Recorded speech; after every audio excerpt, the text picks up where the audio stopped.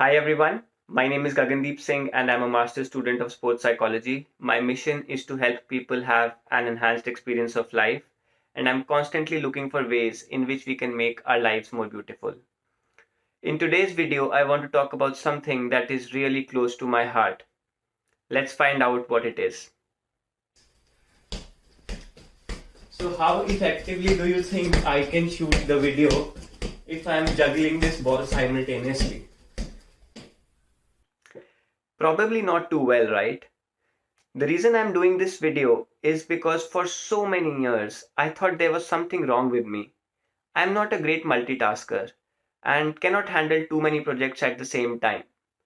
Well, it turns out there is nothing wrong with me.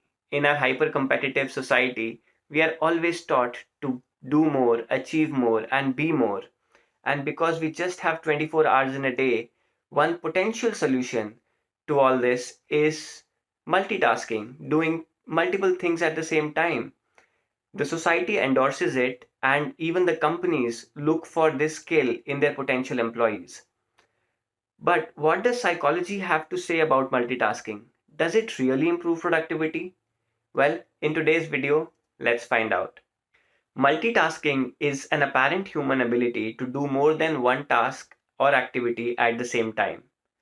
A good example of multitasking would be watching television and eating food. So, if we are doing these two activities simultaneously, are we actually accomplishing more? Apparently not. The research says that multitasking is both inefficient and ineffective. This is because even though our brain can do two tasks at the same time, it can focus only on one. Our brain cannot carry out complex tasks simultaneously, especially if they're competing for the same mental resources. So, what it does is it rapidly switches from one task to another, and what seems like multitasking is actually task switching. In 2008, a study revealed that when we switch from one task to the next, there are two primary things that happen. The first one is goal shifting, where our brain shifts the ultimate goal of performing task A to the ultimate goal of performing task B.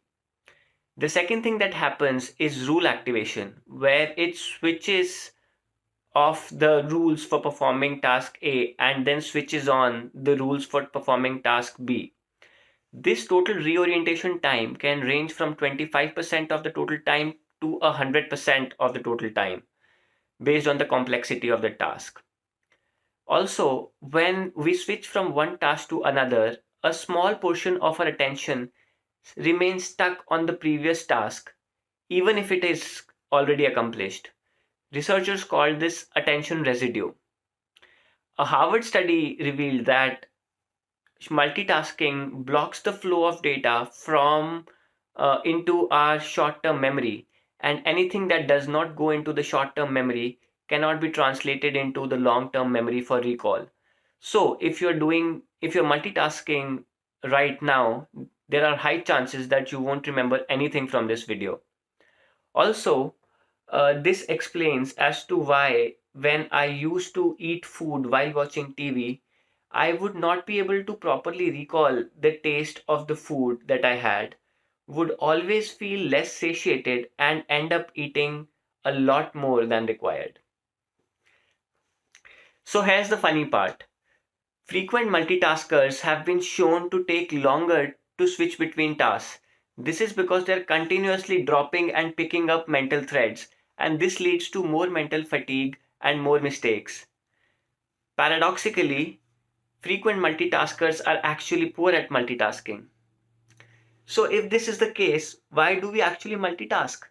Well, this is because when we accomplish different tasks while multitasking, every time we finish a job, our brain releases dopamine, which positively reinforces our behavior of multitasking. Also, our prefrontal frontal cortex, which is the decision making part of our brain, is continuously looking for new things and it is excited by novelty. So, when it is focusing on one thing at a time and there is an external stimuli which is exciting, it wants to switch over to that stimuli. And this is why multitasking is so darn tempting. So, then what's the solution? The solution is single tasking, doing one and only one thing at a time, and completely immersing yourself into doing it. There is a very intense form of meditation practiced by Buddhist monks, and it is called Vipassana. In that meditation, a person minimizes all their sensory stimuli for 10 consecutive days and just focuses on their thoughts. They are not allowed to communicate with anybody, they are not allowed to eat any spicy food, they are not allowed to listen to music or read, they are not allowed to indulge in any form of sensual pleasures. So basically, all of their sensory stimuli are at their minimal, and they just give complete and undivided attention to their thoughts. As a result, on the fourth and the seventh day, all their deep rooted fears and insecurities come to the surface, and they are eventually removed at the end of the 10th day. If you are pro at meditation and want to take it to another level, you should try Vipassana. It's pretty intense. A small disclaimer, they make you sign a bunch of forms before you sign up because it is extremely intense form of meditation.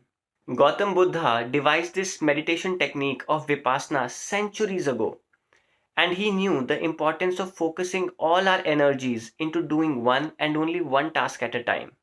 Modern science says the same thing.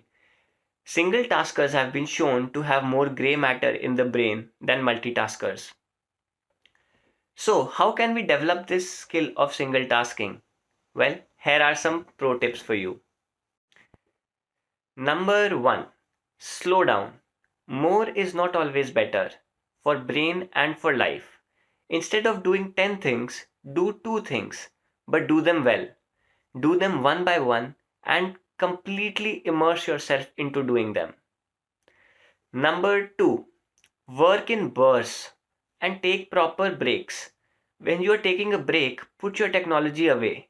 Give your senses a proper rest. This will avoid mental fatigue and give your brain enough time to recuperate. Number 3, make time to be still and do nothing. And when you're doing nothing, make sure you don't have your phone with you and there are no distractions. Doing nothing means doing absolutely nothing. Number 4, when working on something important, put your phone to silent. Social media notifications and emails can be responded to after the current task has reached a stable state. I'd suggest check your emails twice a day, and that should be enough. Number 5, keep the number of open tabs in your computer and on your phone to a minimal. Number 6, when you go for a walk or a physical exercise, leave your music behind. Just focus on the walk or the physical exercise that you're performing. Number 7, learn how to wait. When standing in a queue, just stand in the queue and wait. Don't use your phone. In fact, this may sound very funny, but while in the loo and while pooping, just focus on pooping and avoid any magazines or phones. Number 8, when you get an urgent call while driving, stop everything else, park your car in a safe location, and give your caller full attention. After you're done with the call, resume driving. Talking while driving has been shown to quadruple the chances of getting into an accident. And lastly, the ninth tip, which is my favorite trick. If you feel that you're not present and are too distracted, just put a finger on your neck and feel your pulse and feel it for 10 seconds.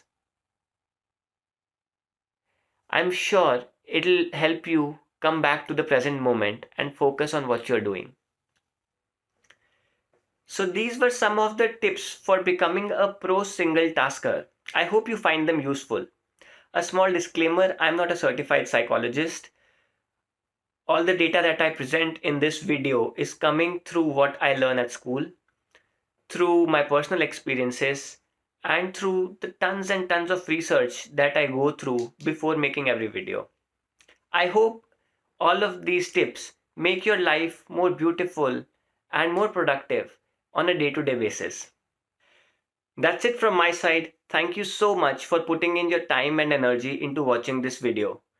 If you enjoyed it, please feel free to hit the like button and subscribe to my channel. If you feel this video could add value to somebody's life, please feel free to share it with them.